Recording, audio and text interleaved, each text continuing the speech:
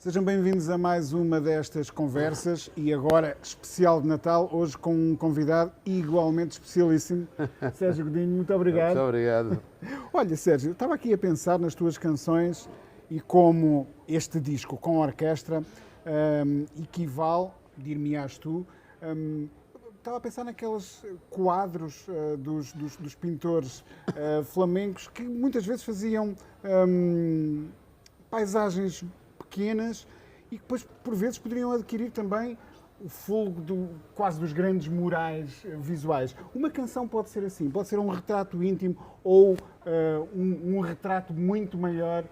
É uma questão boa à qual eu vou responder. De qualquer maneira, eu acho que se devia começar por dizer que este disco com orquestra, é preciso explicar que disco é, não é? Vamos a isso. Este disco é um disco que foi feito a partir de uma gravação de 4 dias no Teatro São Luís, em Lisboa, com concertos que eu fiz com a Orquestra Metropolitana de Lisboa. Foi, portanto, a primeira vez que fiz com uma orquestra sinfónica, mas também com a minha banda, os assessores, associando-se em algumas canções, embora no disco esteja menos presente, porque o que há de novo mais é o facto da Orquestra Metropolitana, com arranjos, aliás, do Filipe Raposo, o pianista com quem eu faço muitas coisas e, neste caso, arranjador de orquestra, e foram belos concertos que agora saíram finalmente ao público. Pronto, e agora vou responder à tua... Agora vamos falar dos holandeses. dessa expansão. Pois, quer dizer, desde a Ronda da Noite até coisas muito mais só de autorretratos, por exemplo, que o Rembrandt fez, etc. Muito pequeninos, Muito não é? pequeninos, sim. Eu acho que essas dimensões são compatíveis nas minhas canções, por exemplo, porque eu adapto. As minhas canções são muito plásticas. Eu próprio sou muito plástico, integro-me facilmente em cores sonoras diferentes, percebes? E, portanto, eu posso fazer concertos só com o voz e piano, por exemplo, com o Filipe Raposo, com a minha banda, já fiz com filarmónicas, com 60 e tal elementos, que também é uma experiência engraçada, porque aí tem gente desde os 10 anos aos 90, tive uma das filarmónicas, o mais novo tinha 10, tocava um instrumento qualquer de sopro, e o mais velho tocava saxofone e tinha 90 anos. Pronto. E fiz aí com 3 ou 4 filarmónicas. Aí é também uma experiência de integração, porque, como são músicos amadores, eles têm um enorme prazer, de repente, em estar a interagir neste caso comigo ou com outro artista. Bom, a Orquestra Sinfónica, também consigo estar à vontade com ela, e as canções, sem as canções sofrerem, nem eu... e fiz também com a Orquestra de Jazz de Matosinhos, que é a melhor orquestra de jazz. Portanto, estas diferentes formações fazem parte, quanto a mim, da vida de uma canção. E até nós, os assessores, já muitas vezes reformulamos arranjos, aliás, por iniciativa até deles, reformular arranjos. Vamos embora fazer o Cor das Velhas, ou não sei quanto, já teve 3 ou 4 arranjos, porque... Às vezes mais rock, outras vezes mais... E há uma necessidade qualquer de refrescar o material, não é? Percebes? Olha, é preciso ser muito generoso com as canções para permitir que elas tenham, assim, essa vida, não é? Eu sou generoso com as canções porque fui eu que as fiz. Às vezes não sou só eu, tenho parcerias. Mas eu acho que as canções não podem ter um padrão único, não é? Elas têm várias vidas, de facto. E eu dou muita liberdade também por exemplo, à minha banda, ou não só, nos arranjos que fazem. Como é evidente, sou eu que tenho a última palavra, mas não dou muita liberdade criativa aos músicos. Eles sentem isso e sabem isso, e também será uma razão pela qual gostam de estar comigo e tocar comigo, não é? Muitas destas canções, quando nascem originalmente, nascem de que forma?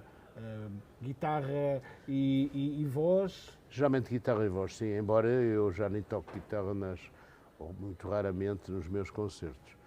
Quando foi com o Jorge Palma, os concertos de Jorge Palma tocava em 2 ou 3, mas nos meus espetáculos com a minha banda nem toco. Sim, porque eu quero estar mais livre no palco, claro, etc. claro. Mas na composição, sim, 95% foram feitas com guitarra, não é? Eu não me considero um instrumentista de raiz e também é se calhar por isso que eu não me gostou deixar a guitarra nos concertos. Nunca fiz, por exemplo, concertos só de voz e guitarra, nunca fiz. Portanto, as canções acabam por ter várias vidas, o momento da tem composição, o momento da gravação original. Completamente, tem várias vidas e vidas muito diversas, porque de facto uma coisa é aquele material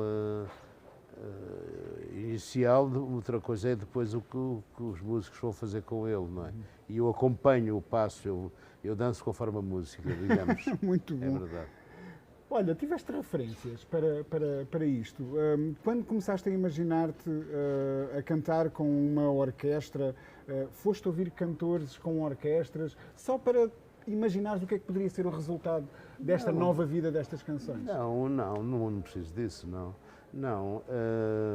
Quer dizer, eu sei lá, não antecipei, ou deixei de antecipar. Para dizer a verdade, o que aconteceu foi uma coisa, isso foi curioso, foi a reação da orquestra. Foi isso que me deu bastante gozo. Ou seja, que é uma orquestra, também, eles gostam também de sair do repertório a que estão mais habituados. Mais experimentar clássico, mais clássico, etc. Eles gostam, acho que também têm uma certa necessidade disso. E então, ainda por cima acontece uma coisa, a Orquestra Metropolitana, como aliás outras, a Orquestra do Gulbenkian, etc., tem muitos elementos estrangeiros. Não é? Há sempre muitos músicos não tem uma relação de vida com as tuas canções. Não é? Alguns nem conhecem, não é? Percebes? Mas foi muito engraçado ver nos ensaios e depois nos concertos a crescente empatia que eles tinham, porque eles estavam mesmo contentes de estar a tocar aquilo e disseram-me mesmo, não é? Estavam mesmo contentes. E depois há 2 ou 3 canções, por exemplo, o Grão da Mesma Mó, em que eles também fazem parte do coro, e eles estavam felizes por estar a cantar, percebes? Isso foi uma coisa que me tocou muito, e vários, houve mais que um, ou uma, que me disse, eu comprei este seu disco porque eu não conhecia, e comprei este disco, pode-me assinar, etc. Quer dizer, portanto, se criou mais uma vez uma empatia com Portugal, no caso, onde eles vivem, e com as minhas canções. Acho que foram concertos também mesmo que tiveram um feeling muito positivo. 4 concertos esgotados, não é? no São Luís, que é, diga-se de passagem, o São Luís é a sala onde... É a tua segunda casa, não é? Sim, onde eu toquei mais. Até a primeira, não é? Sim, eu acho que será a primeira, foi a sala onde eu toquei com, enfim, formações e alturas diferentes da minha vida, portanto... Primeira sala onde tu tocas depois de voltares do exílio. Exatamente, foi 2 dias depois quando voltei no princípio de maio, fui logo arrastado para daqueles cantos livres. Conheces bem as tábuas daquele palco, não é? Caramba! Já sabes onde é que arranjam e tudo. Não, completamente. Não, mas é muito bom. E também, inclusivamente, fiz o primeiro concerto só com o Filipe Raposo, fiz lá, a Orquestra de Jazz Matosinhos também esteve lá, depois, inicialmente foi na Casa da Música e depois foi lá, portanto, e também no Jardim de Inverno. Também fiz. Que é uma belíssima sala. Eu gosto imenso do Jardim de Inverno também. E, portanto, fiz concertos também lá, com outro tipo de formação. É uma sala que me diz muito e com quem tenho uma relação também antes com o Salavisa e depois com a Aida Tavares, não é, que é a atual diretora, se bem que já trabalhava com o Salavisa, e portanto é gente muito cúmplice e que aposta na música de qualidade. Cultura, não é? Na cultura, sim, sem dúvida. Olha, Sérgio, há uma coisa muito curiosa acerca de um disco assim, é que retrata um tempo de que nós fomos obrigados a separar-nos neste estranho ano que está a terminar, não é? Balas? Meter uma orquestra em cima de um palco hoje seria uma coisa muito complicada. Eu acho que foi nesse aspecto, foi à altura, não é? Porque este disco, atenção, este disco foi gravado e já estava há muito tempo, digamos, na prateleira, digamos, ou à espera de ser desempoeirado, mas foi gravado em julho de 2018, portanto, ele já existia há um tempo. E de facto, só agora, no final de agosto e setembro, é que nós retomamos os concertos, neste caso no Maria Matos, no Teatro Maria Matos. Para assinalar uma data muito bonita. Pois, o primeiro... Não, a cena foi a seguinte, eu fiz 75 anos, data redondeca, fiz 75 anos em 31 de agosto. Costumo fazer anos em 31 de agosto. É uma coisa que me habituei. É uma coisa que me habituei. Então... pronto, e a minha ideia, como era uma tal data redonda, era fazer uma festa com os meus amigos, eu tinha feito aos 70 anos, etc. Como é evidente, não foi possível, festas para nesta altura é o pior que pode acontecer, né? E então veio a ideia de fazer um concerto, eventualmente dois, no Maria Matos. Acontece que o Maria Matos estava com uma produção teatral, só tinha segundas ou terças livres. Acontece que eu fazia anos numa segunda-feira, este ano. E, portanto, nós fizemos segunda, aquilo juntou-se no fósforo. Alinharam-se os astros, não é? Com as datas. Exatamente. Fizemos terça e depois acabamos por fazer 6, em semanas subsequentes. Sempre cheio, embora este cheio quer dizer metade da sala, não é?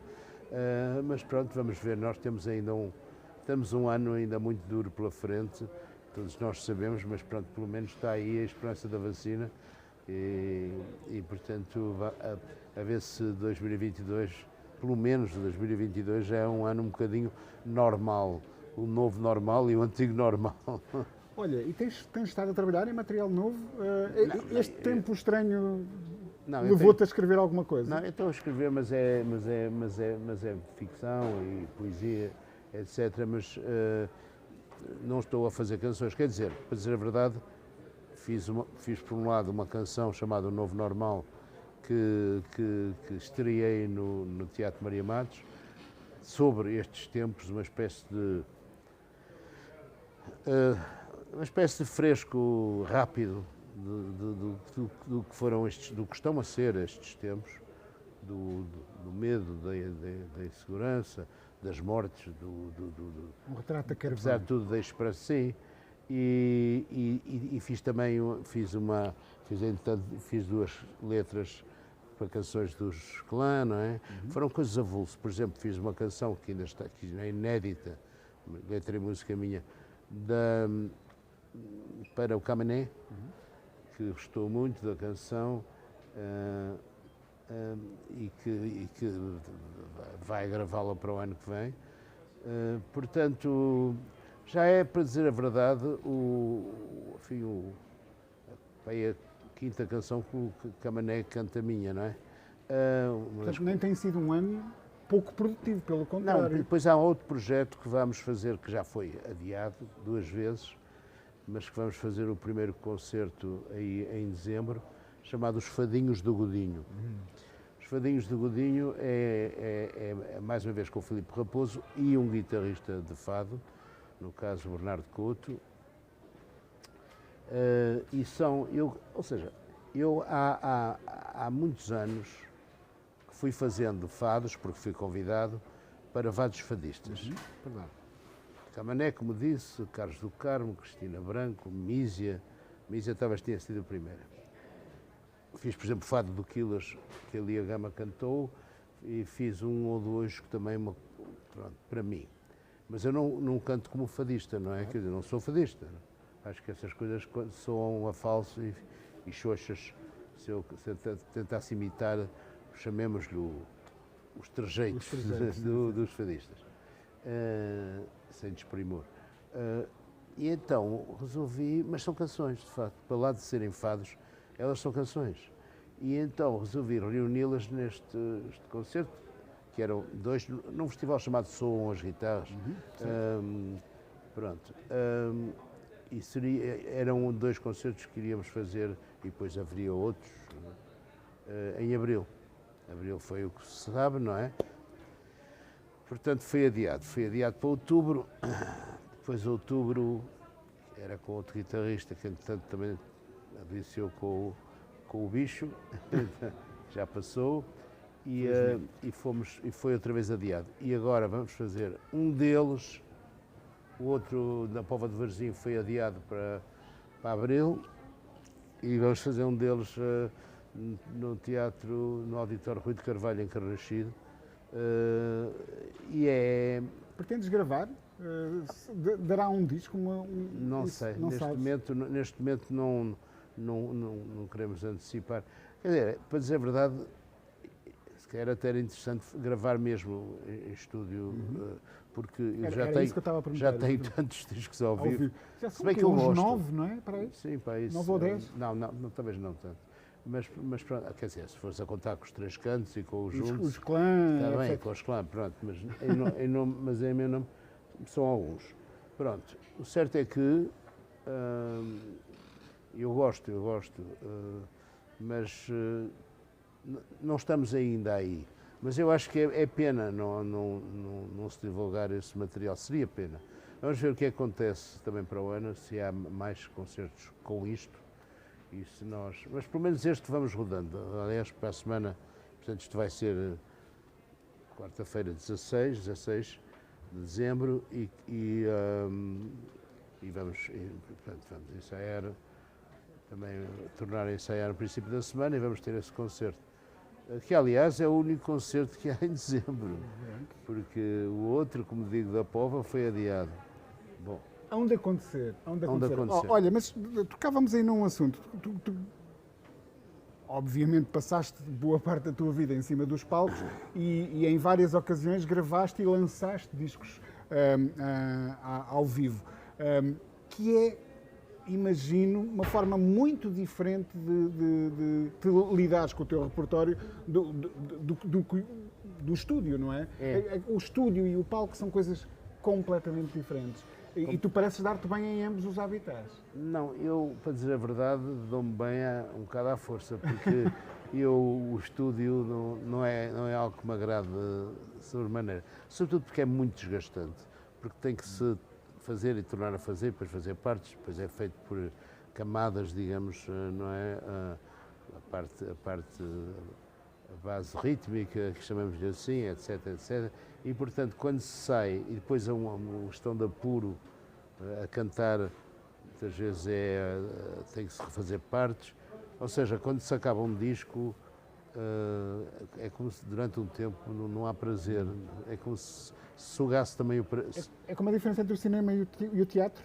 O estúdio e o palco? De certo modo, porque, e lá está, sim, na questão, no aspecto em que são artes performativas.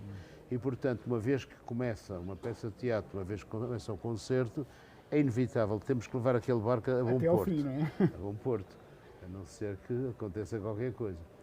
E mesmo acontecendo qualquer coisa, eu tento levar até ao fim, porque, por exemplo, eu tive uma queda bastante grande no Festival Bons Sons. Pois foi. Abri 2 lenhos aqui na testa, 4 e 5 pontos, e voltei, os bombeiros estancaram-me o sangue e eu dei um bocado, voltei ao palco e fiz mais meia hora de concerto. Rock and roll, rock and roll forever. E, portanto, eu só se não puder mesmo, porque ainda por cima era o concerto de encerramento, enfim, do último dia, era o nome forte do último dia. Eu acho que era uma coisa que era terrível, que dava mau onda ao próprio festival, que é uma coisa deliciosa, o Festival Bons Sons, que é só de música portuguesa, perto de Tomar, sem soldo, numa terra chamada Sem Soldos, sem com C. E portanto, eu... Queria te perguntar uma coisa, desculpa interromper-te. Não, não. Tu estavas a falar de como o São Luís é um sítio a que voltaste repetidamente ao longo dos anos. Excluindo o São Luís, que estará certamente entre as tuas salas favoritas, quais são as salas em Portugal onde tu gostas especialmente de apresentar? Eu gosto muito já gosto dos dois coliseus. Gosto do Coliseu de Lisboa, gosto do Coliseu do Porto. O Coliseu de Lisboa, aliás, conheci ainda antes das extensas obras, cantei lá antes das extensas obras, não é? E gosto muito do Coliseu do Porto. Mas também gosto muito, porque também o Coliseu do Porto é da minha infância, não é? Agora, por esta altura, está o circo. Exato. Como acontecia, de resto, no de Lisboa, durante muitos anos. Mas este ano não há. Este ano não há, claro. Bom, mas seja o que for. Gosto muito também do Rivoli, do Porto. Onde já gravaste ao vivo também. Sim, o Rivoli foi meio gravado no Rivoli. Mas o Rivoli é uma sala que eu também conheci antes das obras, que eu, aliás, fechei o Rivoli para as obras e fiz o concerto de abertura. É verdade, é verdade. Bom, mas depois já... E o Rivoli também tem a ver com a minha infância e com montes de memórias. Foi mesmo foi um crime quando o Rui Rio esteve à frente da autarquia ter dado aquilo ao La Féria. Nada contra o La Féria, quer dizer, mas aquilo era um teatro polivalente, um teatro municipal, uma coisa com todo o tipo com dança, com concertos de música clássica que eu vi lá, que meus pais me levavam, enfim, tudo. E passou a ser, enfim, as produções de La Féria. Mas, enfim, a relação do Rui Rio com a cultura é um bocadinho ténue, chamemos-lhe assim. Bom, mas para lá disso, para lá disso, por exemplo, gosto de outras, gosto imenso do Teatro Circo de Braga. É muito bonito. Que é lindo, que aliás é uma joia, e onde gravei com o Jorge Palma o Juntos, não é? Foi lá gravado. E quem diz isso diz muitas outras salas. E depois há novos auditórios, novos que já não são tão novos como isso, porque isso vem um bocado do tempo do Carrilho, que o Carrilho, como Ministro da Cultura, ele pode ser, enfim, o que é e tal, mas foi um Ministro da Cultura muito ativo, né? Foi muito bom. Que construiu a rede de auditórios que... Não, uma rede de auditórios notável, percebes? Porque tu tens, desde o Sul, tens o teatro, desde teatros renovados a teatros de raiz, não é?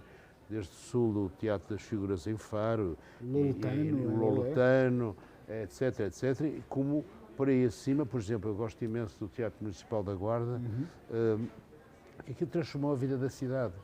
O Américo Rodrigues, que dirigia, que agora até está a dirigir a DG Artes, mas que foi o primeiro diretor do Teatro Municipal da Guarda, dizia-me, há 30 anos que não vinha cá um bailado, há 30 anos que não acontecia isto, há 30 anos que não acontecia aquele outro, percebes? Quer dizer, e depois as pessoas vêm de Espanha e vêm... cria ali polos de atração que são interessantíssimos. O Teatro Viriato de Viseu é uma pequena joia também. Enfim, Coimbra também tem um par de Coimbra tem salas. agora, sim, o Teatro Gil Vicente não acho que seja uma bela sala, mas pronto. Eu estava a pensar agora no Convento de São Francisco. O Convento de São Francisco é um belo auditório, já lá toquei também, e não quer dizer que não goste, já toquei várias vezes no Gil Vicente. Claro, claro. Mas não é aquelas das minhas salas preferidas. Pronto, e eu podia dar inúmeros exemplos, mas eu acho que estamos bem servidos aí, muito bem servidos. Olha, e certamente que essas salas vão voltar a receber público, vão poder voltar a aplaudir concertos. As pessoas estão sequiosas. Aliás, outro teatro que faz agora 20 anos é a Casa das Artes de Famalicão, que são muito ativos. E, portanto, e as pessoas cria públicos, percebes? Habituaram-se às programações, não é? Eu acho que é muito importante. Realmente não é só uma coisa Porto e Lisboa. Que ainda te entusiasma quando marcam uma data e tu entras numa carrinha e sabes que vais fazer 100 ou 200 ou 300 quilómetros para ir fazer um concerto. É uma vida que ainda te anima? Sim, eu gosto. Eu sou um bocado de saltimbanco. Sou um bocado de saltimbanco, portanto, sim, faz parte faz parte da... Eu gosto da itinerância e também gosto já de descobrir lugares, e já conheço muitos, mas também de voltar a uma sala e dizer, olha, é verdade, era aqui os camarins, aqui não sei o quê, a sala, é muito... Eu estou a falar e estou a pensar noutros lugares, por exemplo, em Leiria, o Teatro de José Lúcio da Silva foi todo renovado. Há imensos casos, não é? Portanto, é de facto nesse aspecto estamos muito bem. O próprio Teatro Maria Matos, que foi renovado, mas já há bastantes anos, não é? Verdade. Portanto, nós estamos muito bem servidos e não é verdade que aquela coisa que queixas de género, Porto e Lisboa, o resto é paisagem. E, não, passam-se coisas. Olha, última pergunta. Já sabes onde é que gostarias, pelo menos, de celebrar os 80? Bem, eu espero celebrar os 80 com amigos e que isto já tenha sido, como diz a minha canção O Novo Normal, um pesadelo fugaz, uma história do medo largada ao ouvido em segredo.